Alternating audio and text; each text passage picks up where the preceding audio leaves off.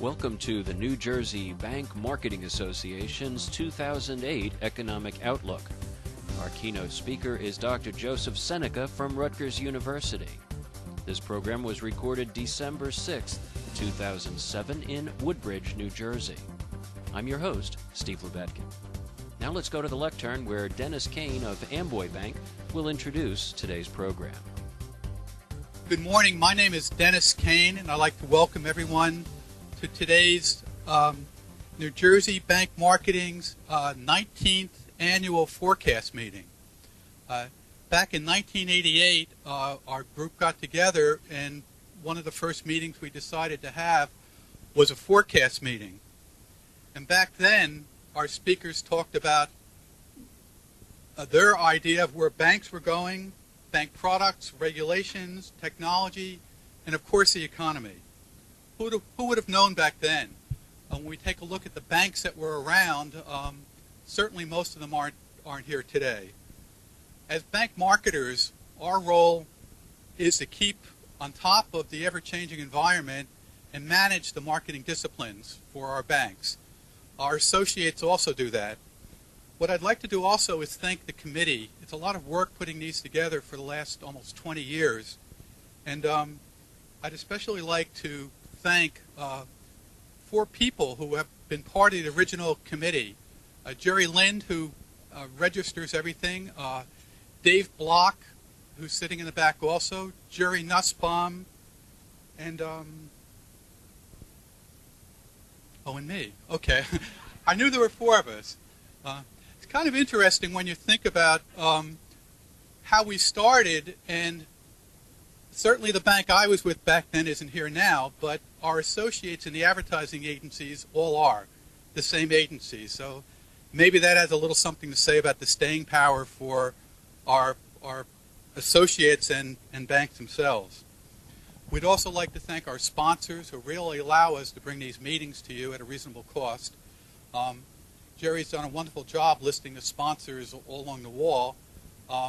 Marty Rubin, who's one of our sponsors and also a board member, is in charge of sponsors. So he certainly lives up to his job, and he becomes a sponsor himself. If you would like to sponsor one of the meetings, just see Marty, who's in the back of the room. We are part of the NJ.The chapter. We're just a New Jersey committee. If anyone would like to join NJ.The, which has their meetings out of Philadelphia, you can just see me after the meeting. The other thing when we talk about technology, this is the this is the 8th meeting that we've had a podcast for, and podcasts are unusual, but we list our podcast on our website. We also have a website which certainly didn't exist back in 1988, and anyone who wants to view the past meetings can certainly go to our website, NJ.Bankmarketing.com, and view the last 8 meetings. We have 3 outstanding speakers today, and one of the speakers, Dr. Seneca, is going for George Tabor's record of 4 meetings. We're honored to have Dr. Seneca here for 3 years now, and if anybody wants to know what he said last year, you can certainly go to the podcast, and he told us not to say that. Speaking of podcasts, I'd just like to introduce Steve Lubetkin, who has volunteered putting these together. The last podcast was the first one we actually have a video of also. Steve, maybe you could just explain a little bit about podcasts and how they work. And Thanks, Dennis. Thanks, everybody. And appreciate the opportunity to give you the 10-second pitch on podcasting. Podcasts are nothing more than audio or video programs that are distributed using Internet technology. We distribute them on the NJ.Bankmarketing.com website, as Dennis said. We also distribute them using a technology called RSS feeds, which allows people to subscribe to a podcast series and be alerted whenever new content is made available. So if anyone has any interest in podcasting, we have some literature in the back of the room. You can visit our website, which is professionalpodcasts.com, and I'll be happy to talk to anybody about any questions you might have about podcasting. It's not as expensive to do as you might think. It looks very complicated, but we like to make it look complicated so that you'll hire us to do it for you. At this point, I'd like to introduce Jane Gore from Amboy Bank, who will open today's program. Thanks very much.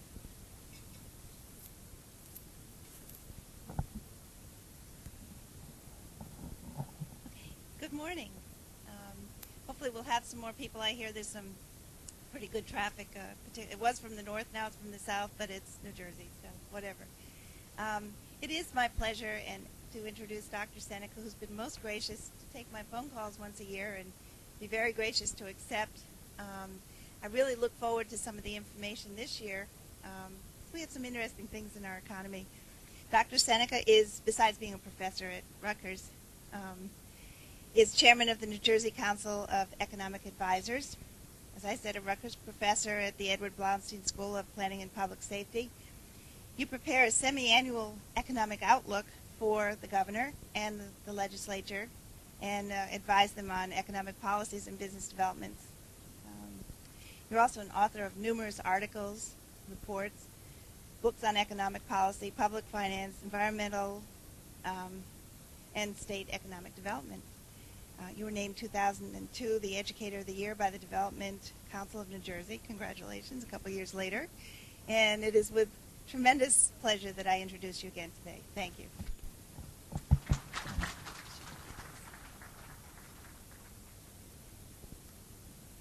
Thank you, Jane, and good morning, and thank you, Dennis, for inviting me back again. As Jane said, this is the fourth year in my business. That makes me a senior.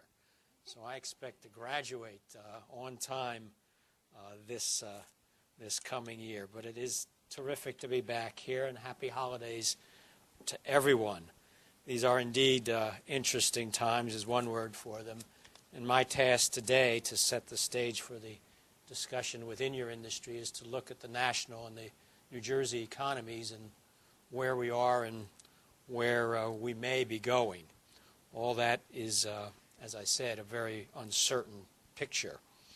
So again, it's a pleasure to be with you, and I really look forward to discussing your perspectives of where you see the state and the national economies. I'm an economist. I look at data. It's sort of like looking at the economy from 30,000 feet up, and you see patterns and trends and comparisons, particularly New Jersey versus other states. You are involved daily in the nitty-gritty front line daily workings of the economy and have a much better and current feel for what's going on. So these are indeed very uncertain times, with growth in the national economy expected to slow significantly this quarter and well into next year. The confluence of a slowing national economy and the presidential election year sets the stage for a truly interesting, if rhetoric-laden, 2008. My title today, I thought I'd give a title to the presentation to express this deep uncertainty of the current economic environment, is namely, what happens when the easy credit runs out? The economy now faces a continuing deep slump in the housing market, an ensuing credit crunch from that, paradoxically characterized by falling interest rates but harder to obtain credit, high energy prices, and very large but still not fully known write-offs of bad debt in major banks and financial businesses, both in this country and abroad, caused by the subprime mortgage debacle. We have school districts in Florida not able to meet their payroll because they have owned this paper, and we have towns in Norway finding out that their investments in this paper have gone bad, and everywhere in between, and not clear what else. Let's begin by examining the condition and outlook for the national economy, which is, after all, and particularly this year, the ultimate driver for what will be occurring in our state. The current national economic expansion began in November 2001, and thus, as of this month, is now 74 months old, or just over 6 years. For perspective, it's worthwhile to note that the average length of the preceding 9 post-World War II economic expansions in this country has been 59 months. So our current expansion at 74 months and counting is in its mature phase. It's also worthwhile to note, however, that the New Jersey expansion of the 1980s, which, by the way, ended with a housing sector collapse, lasted 83 months, And the New Jersey expansion of the 1990s, the all-time record, lasted a super long 102 months. So despite the averages, the current New Jersey expansion could still continue for a long time if the previous two expansions are its role models. Whether the current expansion challenges those previous two cycles for longevity will be determined by the performance of the national economy. What is different this time compared to other periods when economic growth slowed is that the typical pattern was for, in that previous to the slowing, inflation to accelerate and the Fed to increase interest rates and consumer spending in the housing sector to experience a decrease in demand from higher interest costs, thus slowing the economy, often in anticipation of trying to avoid an overheated economy. Now, instead, the Fed is lowering rates, but the excesses of aggressive mortgage lending on a vast scale to receptive borrowers, along with the use of exotic mortgage instruments, no down payment, all interest, lax credit checks, lax credit standards, adjustable rate mortgages, and the packaging and sale of vast quantities of such loans throughout the financial markets of the world to those seeking ever higher returns, all that has imploded, leaving the wreckage of rising foreclosures, falling home equity values, a collapse in sales for new and existing homes, and a credit crunch not only for residential borrowers, but for businesses as financial firms continue to absorb significant losses. The national growth in real, that is inflation-adjusted gross domestic product, that is the total output of all newly produced goods and services, has been mixed. In the first quarter of 2006, okay, that's almost 2 years ago, real GDP increased by 5.6%, a very healthy number. However, in the next 4 quarters after that, that is through the first quarter of this year, 2007, growth fell to just under 2%, well below the long-term trend of the U.S. economy of 3%, and that included the very tepid 0.6% growth in the first quarter of this year. But then, in the second quarter of this year, real GDP strengthened considerably to a 3.8% pace and accelerated even further to a 4.9% growth rate in the third quarter, led by exports, about 20% growth, business spending on capital goods and technology, almost over 9%, federal spending associated with the war, 7%, and higher inventories in this last quarter. Consumption spending this last quarter rose at 2.7% pace, and that was a pickup from the rather tepid 1.4% growth rate in the second quarter. And it is this key component going forward, consumption spending in real terms, which has now risen for 91 consecutive quarters. Count them, 91 quarters. And the critical question is, will it keep growing? Given the present alignment of a very potent triple threat, falling home equity values, tightening credit standards, and high energy prices, all of which represent burdens on the consumer. The national economy, through the first 10 months of 2007, that's through October, has generated 1.2 million new jobs. In the same 10-month period of 2006, that is through October 2006, the national economy generated 1.8 million new jobs. Thus, employment growth is down by about a third this year compared to last, and is likely to slow further. This deceleration, not negative numbers, but a deceleration in job growth, in combination with the credit constraints from the subprime lending problems, led the Federal Reserve to reduce the federal funds rates by 50 basis points at the end of the summer, the first rate cut since June 2003, and reduce it again recently by another 25 basis points to its current 4.5% rate. All eyes are again focused on the forthcoming Fed meeting next week, where it's anticipated the Fed will cut rates again. The sharp volatility that we observe in the bond and equity markets continues as traders and investors carefully parse out Federal board members' statements for clues of direction. By the way, the financial term volatility is the nice word for white-knuckle roller coaster ride, as we see swings of 200 to 300 points each day in the last month, depending on events and depending on who says what. The question is, can the Fed engineer a soft landing via these timely interest rate cuts and large injections of liquidity into credit markets and achieve a slow growth but no recession outcome given the issues facing the national economy? The recession scenario, here's the scenario. It's not happened yet, but here's the scenario and the concerns. The recession scenario goes as follows. The housing sector continues to slump. In fact, home prices, according to probably the best price index available, the Case-Shiller price index for repeat sales of the same unit, same sales units, probably the best price index for housing, fell by 4.5% in the third quarter this year compared to a third quarter a year ago in 20 U.S. housing markets. All the markets showed a decline. That was the steepest drop since the index began being recorded in 1988. At the same time, sales of existing single-family homes in October were 20% below the sales of a year ago. And the number of homes for sale rose to a 10.8-month supply at the current sales rate, almost 11 months. That was a level not reached since May 1989, the previous housing sector collapse.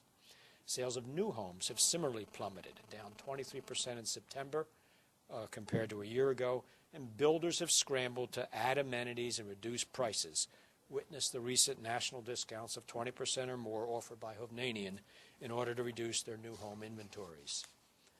The number of home foreclosure filings in October were 94% higher than a year ago. Also, over $360 billion in adjustable rate mortgages will reset in 2008. And another $85 billion will reset this quarter, fourth quarter 07, all at much higher interest rates, thus potentially draining consumer spending. To reduce the impact of this, President Bush is going to announce today a plan that would freeze mortgage rates for a sizable number of these homeowners facing these resets. The large scale of these forthcoming resets, almost all of which are held by subprime borrowers, sets the stage for potential further increases in foreclosures. Obviously, each foreclosure at its extreme form, when it's actually repossessed, adds inventory to the housing market. But the tightening of lending standards that has accompanied this has also meant reduced lending to prime borrowers and reduced home sales in general.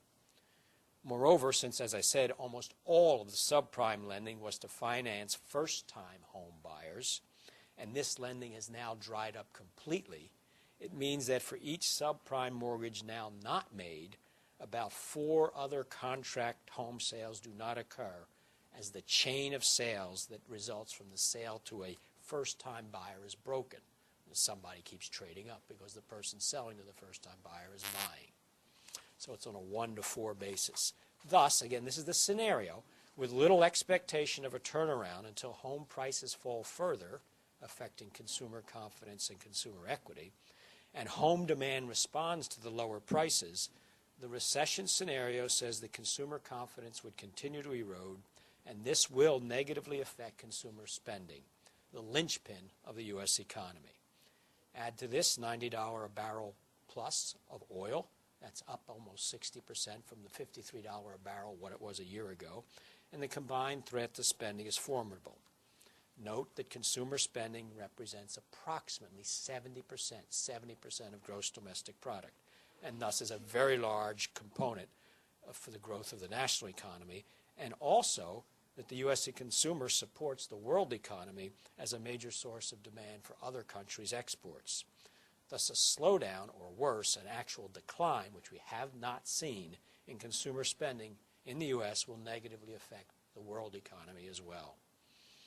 At the same time, credit constraints are not confined to tighter mortgage lending standards, but are also affecting businesses. The 2 leading sources of business credit, commercial and industrial bank loans, commercial paper, peaked at $3.3 trillion in lending in August, but have fallen to $3 trillion this month, an almost unprecedented decline of 9%. This constrains business investment activity going forward, adding to the potential for a sharper slowdown. Thus, after a long, long era of cheap and readily available money, the era of easy credit is over for both consumers and businesses. Whether the economy continues to grow going forward or the recession scenario just outlined above becomes a reality will depend on the balance between any further slowing in consumer spending, and the latest data show that consumer spending is holding up quite remarkably, along with a combined stagnation in residential investment and the effects of these credit constraints that I've just outlined, versus the extent of offsetting positive growth from exports, very strong, government spending, and business investment. The dollar's weakness, anybody traveling, take your vacation in the United States this year. I'm married to a Brit. My wife's English. When she goes visits her mother, I tell her she's a leading indicator for the collapse of the dollar. Every time she goes, the dollar's at an all-time low. We've never had as many British visitors to our house in the last year than in the previous 20 years. They see America as a giant fire sale. They can't believe the prices, but it's globalization. They're here changing their strong pound for weak dollars to go to New York to buy Chinese goods. I mean, it is really a wonderful global economy. The dollar's depreciation, about 8% over the past year on a trade-weighted basis, along with higher oil prices, however, raises the risk of inflation, even at a time when the economy is slowing, and that's the Fed's dilemma, via higher import prices and higher energy prices. And the decline in the dollar also raises the significant concern that foreign lenders with vast holdings of dollars may at last, hasn't happened, sell these dollars, putting pressure on U.S. interest rates. Last year, the U.S. trade deficit was $764 billion 1 year, all financed by borrowing from foreign sources. Another key factor for the economy is the future direction of employment, very key. If jobs, and this is the key, can continue to grow, then income grows, consumer confidence doesn't collapse, and consumer spending continues. So tomorrow's payroll employment report from the Bureau of Labor Statistics, just ahead of next week's Fed's meeting, will be a critical factor for whether and by how much the Fed will reduce interest rates next week. The consensus forecast is for an 80,000 job growth number tomorrow. But the ADP data in advance of that, which they run a separate account, showed about almost a 200,000 job growth yesterday. So it may be that we may have a very strong job report next tomorrow, well in advance, well and greater than the advanced estimates by economists, and that may affect the Fed next week. And if the Fed hesitates, then you're going to see the market go down by 200 or 300 points, and that's that white knuckle roller coaster. And then we don't know what the next, where the subprime bad paper is going to show up next. Florida, Norway, Citibank. What's next? So let's now turn to the New Jersey economy and review where it is and where it is heading. First, the good news, and there is good news. Employment in the state is at an all-time high. There were 4,107,000 payroll jobs in New Jersey. These are jobs in New Jersey as of October 07. That's the latest data available from the State Department of Labor. This total is 144,400 jobs higher than the level of employment in March 2003, the trough of the last recession. In 2006, employment in New Jersey grew by 33,900 jobs, up from the tepid job gain of about 28,200 jobs in 2005. There was encouraging growth in 2006 of 13,600 jobs in professional and business services, particularly in the high-end salary subcategory of the management of companies. There was also growth of 2,200 jobs in the information sector, a sector that had been losing jobs in New Jersey for some years as competition, deregulation, and mergers stressed what had been a bedrock high-technology jewel of the New Jersey economy. Think of AT&T, Bell Labs, Lucent, all now very much diminished in New Jersey. The state's unemployment rate is at a very low 4.1% in October. That's approaching levels that we had not seen since 2000, the end of the last economic boom in the late 1990s. There is further good news, in fact, even better news with respect to income. New Jersey has the second highest household income in the nation. That's as of 2006, $64,470, and that's 32%, almost a third above the national average, trailing only Maryland.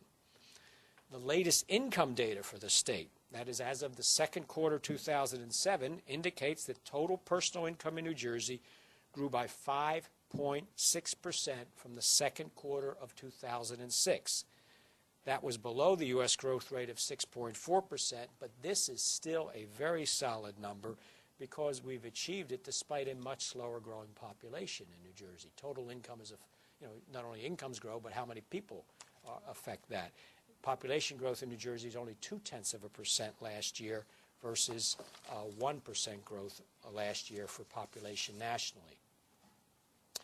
The scale and the density of New Jersey's income employment concentrations are extraordinarily impressive. If the 11-county northern and central New Jersey area, that is the area from Bergen County in the north to Monmouth County in the east, to Somerset and Middlesex County here in the south, and to Hunterdon County in the west, was designated by the U.S. Bureau of Census as a metropolitan area by itself. It's not. It's all carved up. Part of it is in the New York metropolitan area, part is in the Pennsylvania metropolitan area.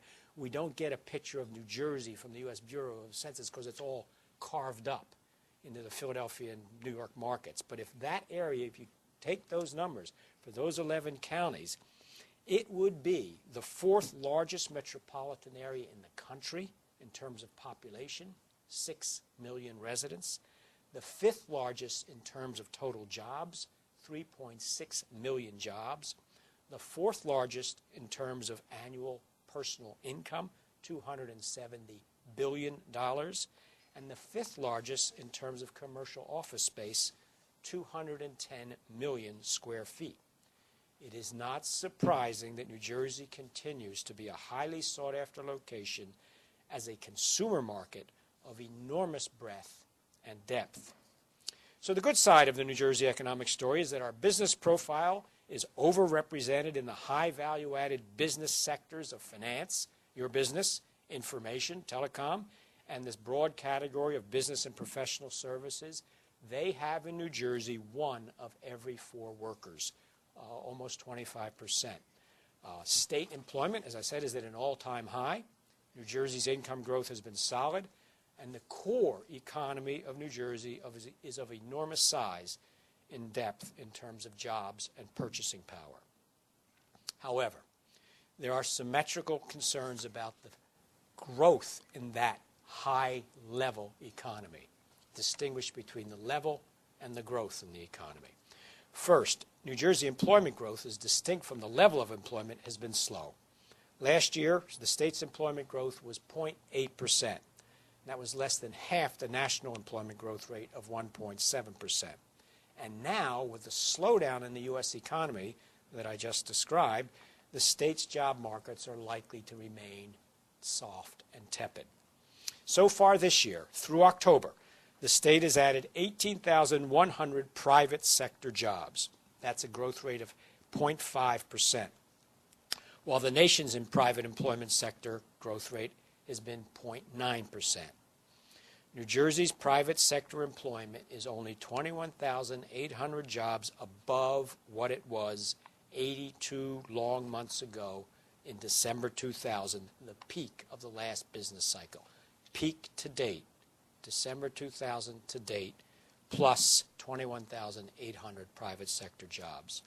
This slow growth in jobs suggests that job-generating investment decisions are not, on balance, being made in favor of New Jersey.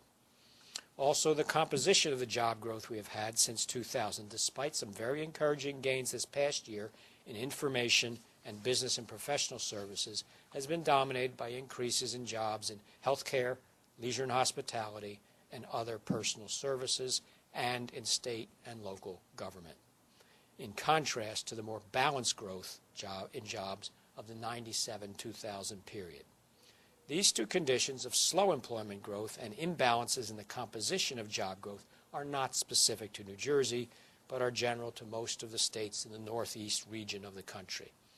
In fact, national job creation, 7.5 million jobs in the first quarter of 2007, now be careful, that's gross job creation, has been much slower in this economic expansion than in the previous economic expansions of the 80s and 90s. Remember, the number of new jobs reported each month, tomorrow's announcement, and the equivalent announcement for when the state makes its announcement, is the net amount of jobs. Jobs created minus jobs eliminated. So those two components, jobs created and jobs eliminated, are very large. It's the net difference that gets measured. But if you look at just at jobs created, that's been much slower nationally in this decade than in the previous good times of the 80s and the 90s. And the key to job growth, then, is to generate new job creation because market forces, and you know this well, technology, foreign competition, cost pressures, are always eliminating jobs. The key is to create the new next big thing. Also, there are disturbing population trends in New Jersey. Last year, New Jersey was surpassed by North Carolina in terms of total population. This knocked New Jersey out of the top 10 states for the first time in modern U.S. history. Despite the sense of congestion and high population densities that we all feel daily, right? Ever try to make a left-hand turn in New Jersey? You know what I mean. The state's population growth has been slowing markedly. Population growth has three components: the rate of natural increase, births minus deaths; the rate of international migration, the number of people moving into New Jersey from abroad, minus the number of people moving from New Jersey to abroad; and the rate of internal, what the census calls domestic migration, the number of people moving into New Jersey from other states, minus the number of people moving from New Jersey to other states. New Jersey's overall population growth is positive, and it's positive due to the first two of those components. But both the absolute gain in population and its rate of increase, that is the percentage change, have slowed significantly in this decade. In 2002, New Jersey's total population growth, that is the net result of all three of those components, was 79,184, plus 79,184. Since then, the annual increase has declined steadily to a gain of only 21,410 people this last year, 2006. The reason for this decline has been the acceleration in internal domestic outmigration. That is, there has been a substantial increase in the net number of people leaving New Jersey for other states. Net internal outmigration was a negative 23,759 persons in 2002. That number has increased steadily every year since, and in the latest year of data, 2006, the net outflow was 72,547. So we went from minus 23 annually to minus 72 in good economic times. We've had outmigration before, but always in recessions. To many in New Jersey, the slowdown in population growth is a welcome sign of possible reduced congestion and less pressure for sprawl and development. However, it is very important to understand the causes of such a trend. First, how much is due to being pushed, and why, and how much is due to being pulled. And second, who is leaving and who is coming. Empty nesters, young workers, what is that mix? And we don't know. Whatever the composition of this accelerating net outmigration, it raises some cautionary flags. A recent Rutgers report that I've done with my colleagues on outmigration trends is available on your table. And if there are not enough copies to go around and you want one, if you give me your card, I'll send one to you. What about the state's commercial real estate markets? New York City has become the economic dynamo for the region, a role that New Jersey performed in the 1980s and 1990s. Downtown Manhattan has come back very strongly from 9/11. Goldman Sachs has a new headquarters building going up. J.P. Morgan Chase has decided to build there and not in Midtown. Rents in downtown are approximately $70 per square foot for Class A in downtown, Class A office space, and they are much higher in Midtown. New York City is attracting construction capital and office space demand from all over the world. With commercial rents for Class A space around $30 to $35 per square foot in Jersey City, New York's office boom offers a potentially large boost to New Jersey's commercial office markets, as the rent differentials have now become very attractive for a New Jersey location. As of the third quarter 2007, there was about 21 million square feet of Class A office space available. That's for direct and sublet in the 11-county north central New Jersey area region that I described. The vacancy rate was about 18% on a base of about 117 million square feet. There was an absorption, net absorption positive, of 3,660,000 square feet in the first 3 quarters of 2007 in that 11-county area, with a pickup in activity on the Hudson waterfront, as expected, and right in the area around here, around Metro Park in Middlesex County. However, the vacancy rate remains the stubborn 18% for the entire 11-county area, and it remains to be seen going forward where the New York real estate boom will continue given the mortgage lending and credit constraints affecting the financial sector. The housing market in New Jersey has reflected national conditions. In 2006, residential building permits in New Jersey declined by 18% compared to 2005 as the housing slump hit inevitably New Jersey.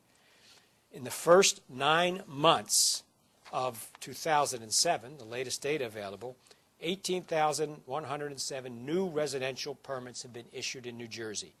That's down 26% over the same 9-month period in 2006. Housing sales in New Jersey in October are down by 13% from October 2006. That's contract sales, new and existing units.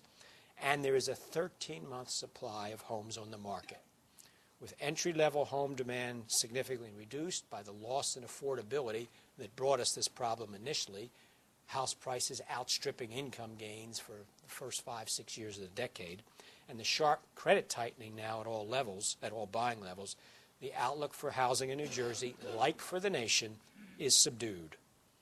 Overall, New Jersey's economy is strong and well-balanced, its workforce highly educated and highly productive.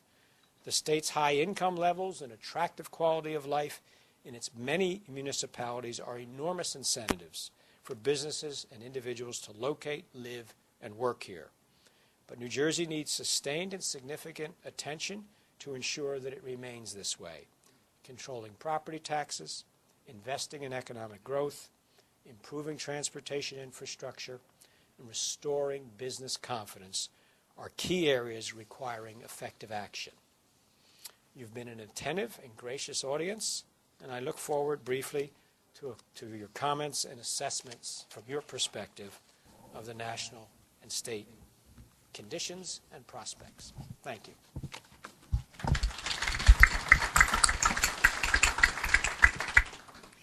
Okay, questions? Comments? It's first period class. It's always early in the morning, right? I think we're all scared. You mentioned the dollar. Hearing about maybe oil going off the dollar. What's your future prediction on direction of the dollar? That's been the big unknown. The dollar has lost significant value, and that's helped the U.S. economy. If we hadn't had that big spurt in exports because of the dollar depreciation, manufacturing is doing incredibly well. Agriculture is doing incredibly well because of the relative terms of trade. But we have rap stars and other stars now requesting to be paid in euros. Euros $1.40. It was 86 cents for a euro 4 or 5 years ago.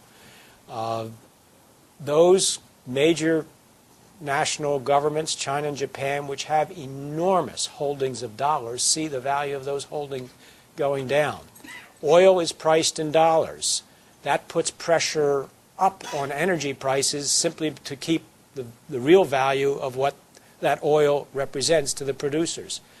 The key question, and it's not happened yet, is will there be a rush out of dollars by all those foreign governments and other interests that hold dollars? If so, that's a very difficult situation, because that will put great upward pressure on interest rates.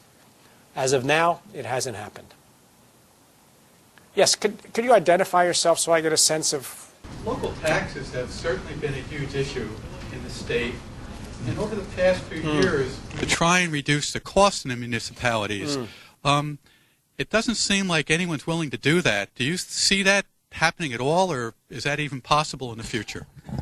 Sure. I mean, the issue is, as we all know, is property tax owner. Property taxes in New Jersey, I mean, obviously it's been the focus for public sector discussion for years. The governor's been involved with trying to get a whole portfolio of policies through the legislature, and he has, that attempts to reduce the rate of increase in property taxes.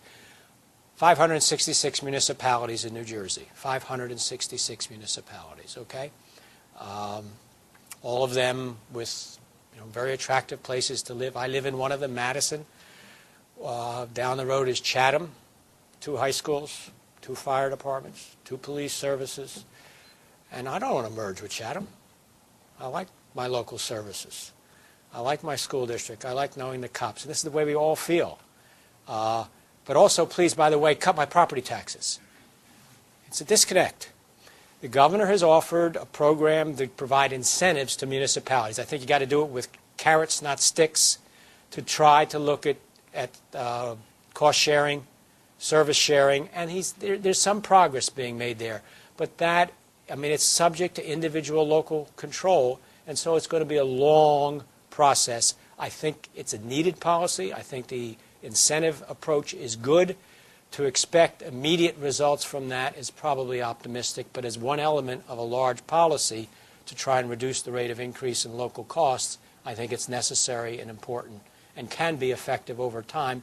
It will work for those municipalities that want to do it. I mean, my son lives in North Carolina. He's one of those out-migrants. One school district, Charlotte-Mecklenburg counties. The whole county's a school district. You put that same geographic area here, you would have how many school districts? Hundreds. It's a different way.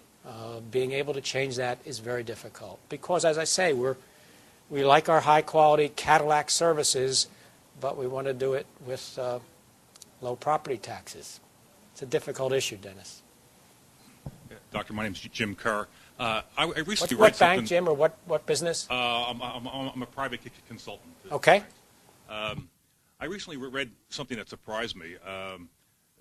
As a result of the NAFTA agreement, and we're talking about the value of the dollar recently, there is some discussions going on about a common currency for North America, Canadian dollar, U.S. dollar, and the Mexican peso, coming up with something called the Amero. What do you know about that? Well, it would be modeled on the European Union, which has a single central bank and a single currency, the euro, for most of the countries in Europe. We'd be the weakest link in that chain right now. That would be a stunning statement to make. The Canadian dollar is above par with the U.S. dollar, and the Mexican peso is okay. I don't know, to coordinate. I mean, the U.S. economy is so large and so dominant compared to those other two. It's essentially would be again a dollar-denominated currency. Are the purpose behind the single coordinated currency in Europe and single central bank was to eliminate trade barriers so that there's a free flow of capital and people and businesses within that European Union. NAFTA essentially does that, and there's pretty good free trade with Canada. I don't think that the barriers that we have for that as an economic entity were what they were in Europe. And so I suspect that's not going to happen. Frank Orofino with Boiling Spring Savings Bank. I'm the chief credit officer of the company. You would indicate that the New Jersey economy is growing at a certain rate. I'm specifically concerned about the income growth. And I believe you said that the income growth is positive. Yes. Or growing, it's not a bunch of $10 an hour jobs. Oh, I didn't say that. No, Oh. I didn't say that. I Okay, said because that's total, what. total personal. Just go ahead. No, please. no, I'm sorry. Finish. Yeah. No, good. To the extent that what we're seeing in applications, though, is just the reverse of that. Is our income analysis appears to be declining, not increasing. In terms of individual income circumstances of applicants for credit from That's your correct. institution, yes. That's correct. Well, the income I referred to was total personal income in the states, the total. Average income is also rising. Average per capita income, average per household income is also rising. And the total is rising at rates that are close to the national rate, which is surprising because of the slower growing population. But the composition of jobs is changed, is not, the high-paying job growth is not what it was in the 90s as it is now. And that may be what you're seeing, some of that. The other issue is the concentration of the high-income taxpayers in New Jersey makes the state very vulnerable to any downturns in financial markets. 1% of the New Jersey tax filers for the New Jersey gross income tax, the GIT, 1% of the filers generate 40% of the revenue. So when you have, and all that is coming from very high income individuals, when you have significant decline in financial sector incomes, as we did in 2001, you see a sharp decline in New Jersey gross income tax revenues, and then we have problems. That hasn't happened yet, but in fact, income tax revenues are growing quite strongly. Capital gains this year will probably, New Jersey, New Jersey, when you fill out your tax, it's gross income tax, right? It's gross. I mean, you have a capital gain, New Jersey purposes, it's treated as ordinary income. So when the market is going up and down, by the way, when the market goes up and down, there's lots of trade, so people are taking gains and losses. That's going to be reflected. I think we're going to have a good, strong year, and maybe for that, simply because of the churn. But what will happen over time is some vulnerability there. It's interesting that your observation is interesting on what you're seeing on average incomes on your applicants. Hi. Freddie Silverman, Strategy. I'm a public relations specialist. I have a question. You said your son was from South Carolina. No, he lives in North Carolina. Okay. My question is, don't people in North Carolina and South Carolina and Florida send their children to college?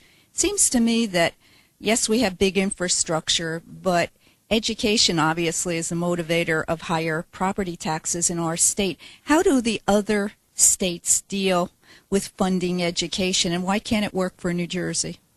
I'm not the expert on that, but New Jersey supports its schools at the #1 rate per pupil in the country.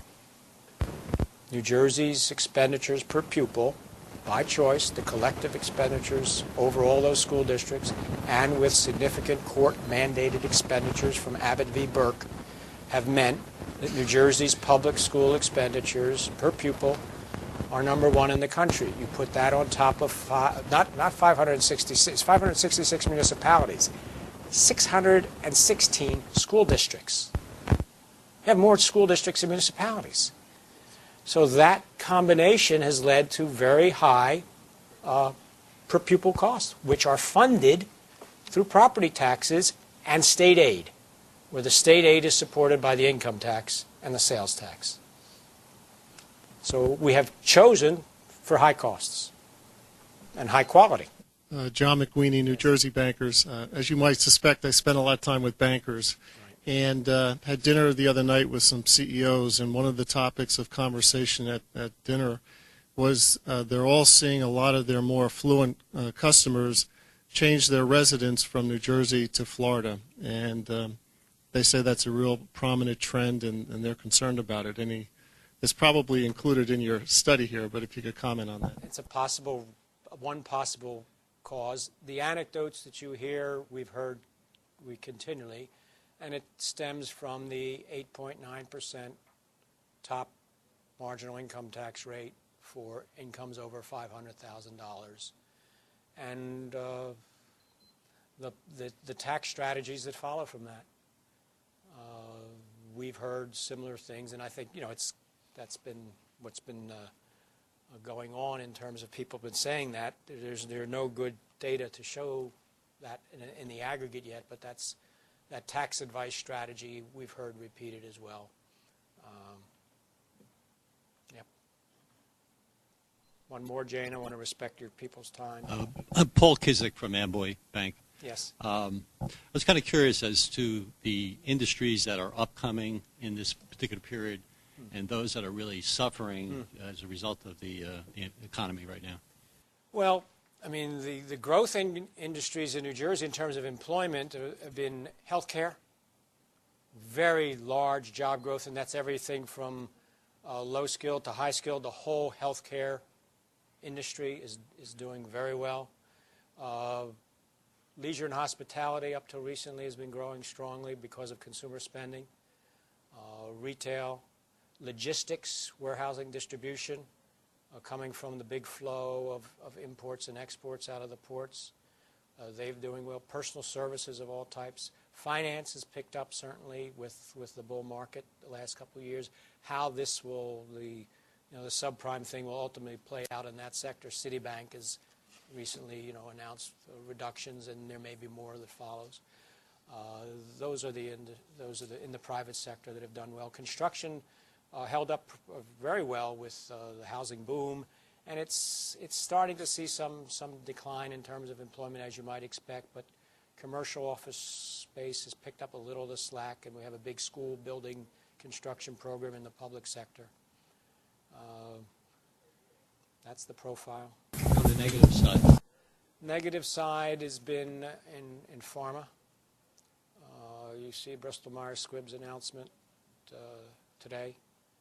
Not clear how that will affect New Jersey, but that's been occurring. Some slower growth there, certainly not what it was, and actual declines with a number of the major players. Manufacturing continues to decline.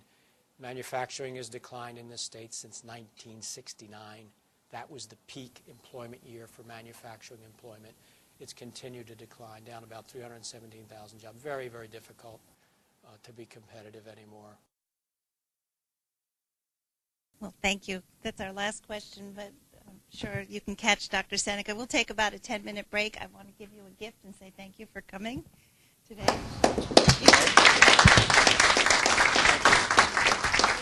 Thank you very much. Have a dinner party. You have four of these, right?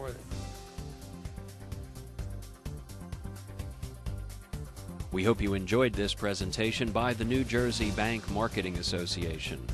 If you have comments or suggestions about these video podcasts, please send us an email. The address is steve@professionalpodcasts.com.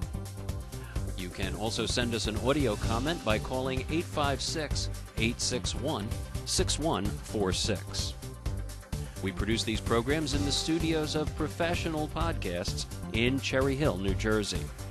For the New Jersey Bank Marketing Association, this is Steve Lubetkin. Thank you for joining us, and take good care.